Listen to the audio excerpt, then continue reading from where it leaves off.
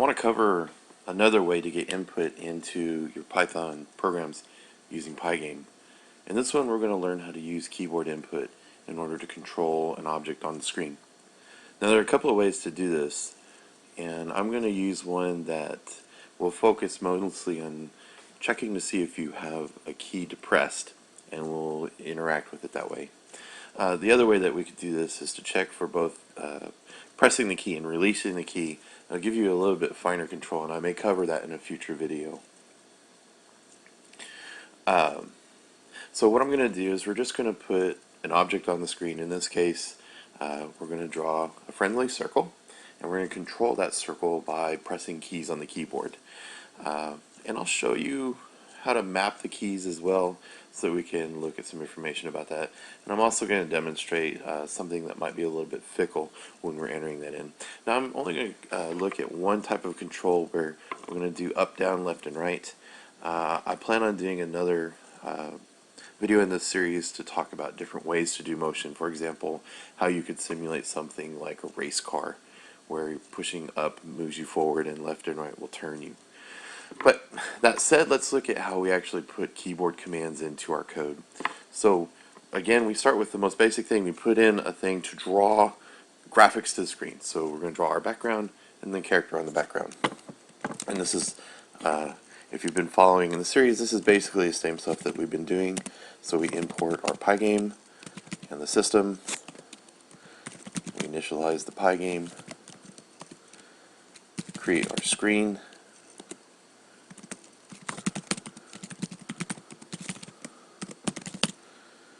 and I forgot to set up my width and height, so we'll say okay.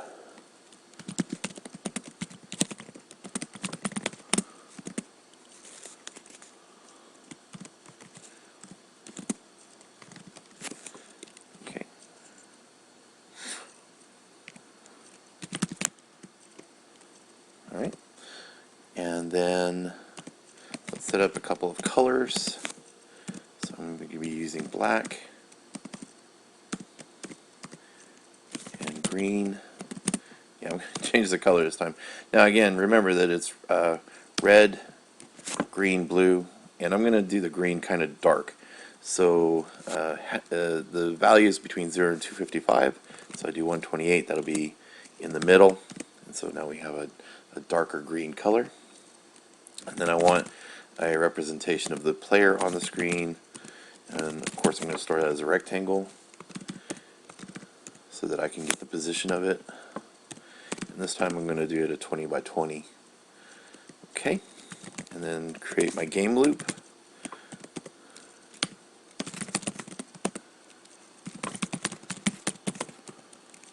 So we get our event poll, and then if that event type is quit, again we're going to quit the Pygame. This shuts down the graphics interpreter, and then exit the Python interpreter. Alright, and then fill our graphics display with the color black, and then we'll draw a circle on the screen for our player.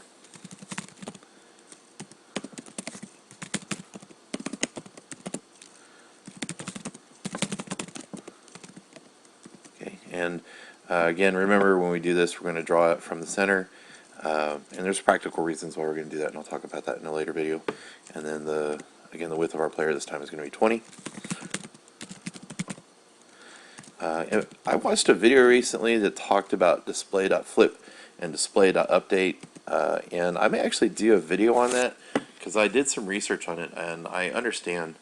But just really briefly, the difference between them, in case you're wondering, flip redraws the entire screen, and update will draw just a portion of the screen. So if you only modified a little square of the screen, you can just modify that part. If you're going to redraw the whole screen, so if you use update with an empty parameter, it's equivalent. There is no difference between using flip and update without any parameters. The only reason why you would use update with no parameters is if you intended on changing it within your program to include parameters. At least that's in my opinion.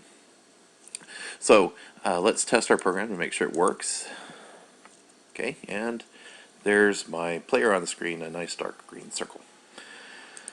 Okay, so now that we have the graphics done, let's look at putting the keyboard input into here.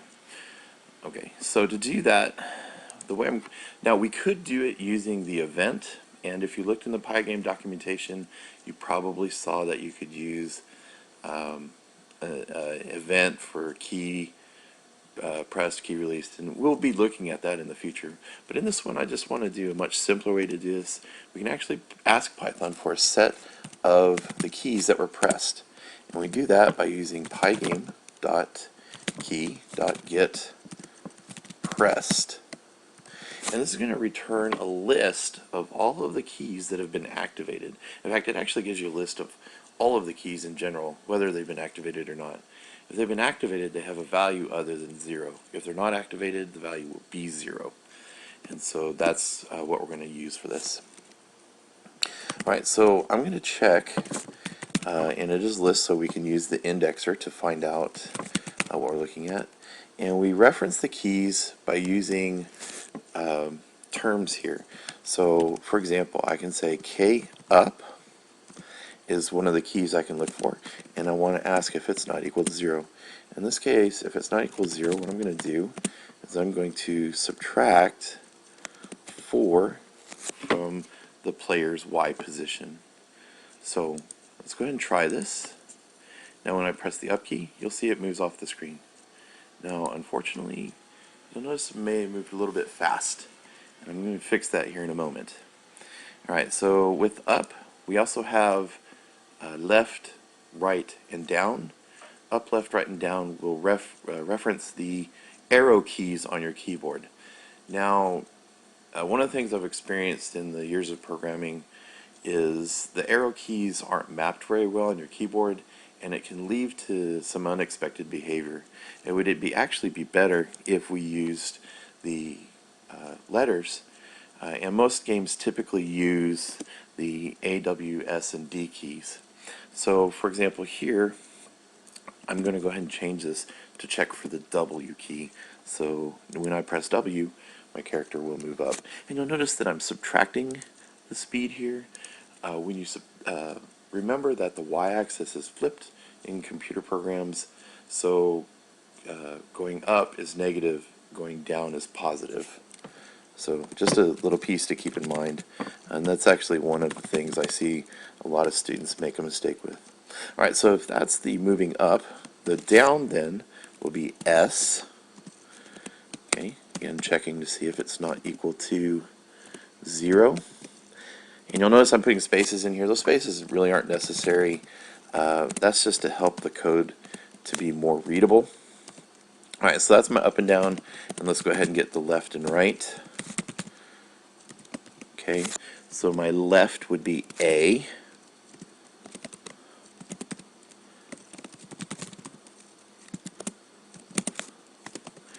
And my right would be D.